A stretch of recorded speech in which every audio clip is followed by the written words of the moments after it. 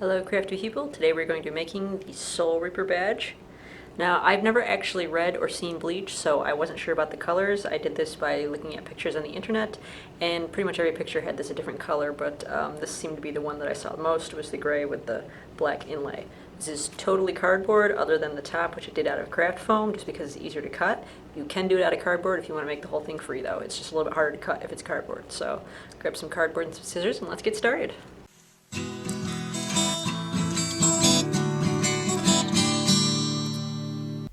So I do have a free template for this that I drew up in my patterns vault, or you can just draw it freehand. Take yourself a piece of cardboard and either trace your template or draw it freehand onto the piece of cardboard. This is just regular corrugated cardboard. Then take a pair of scissors or utility knife and cut out the basic shape. So you'd have this. And then take an x-acto knife or utility knife. You can't do this with scissors because it won't work properly. And just cut a little hole out of the top. You'll put a ribbon in there later. So then cut that part off the template and cut out all the insides, all the white parts of the template, so that you're left with this. And then get yourself some 2 or 3 millimeter craft foam. Take a pen and trace it on there. Pen is the easiest thing to trace onto craft foam because you can see it better. And then cut it out with a pair of scissors. So you should have this. And that should be the right size to fit on the front of that cardboard. So then you want to draw the teeth part, the basic part. You don't have to draw the individual teeth, just the basic little piece, and cut that off of your craft foam. Set that aside. And then on all the legs, you want to cut a little strip off of each side of the legs of that X. So you'll cut 2 strips off of each one. These are just tiny, tiny little strips here that you're cutting off. And you're just going to save those.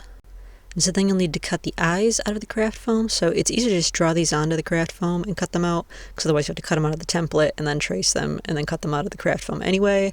So I think it's easier to just cut them once because they're kind of difficult to cut being so small. So just draw them onto the craft foam and cut them out just like that. And then take some hot glue or any kind of glue and just glue that piece of craft foam right into the top of the cardboard.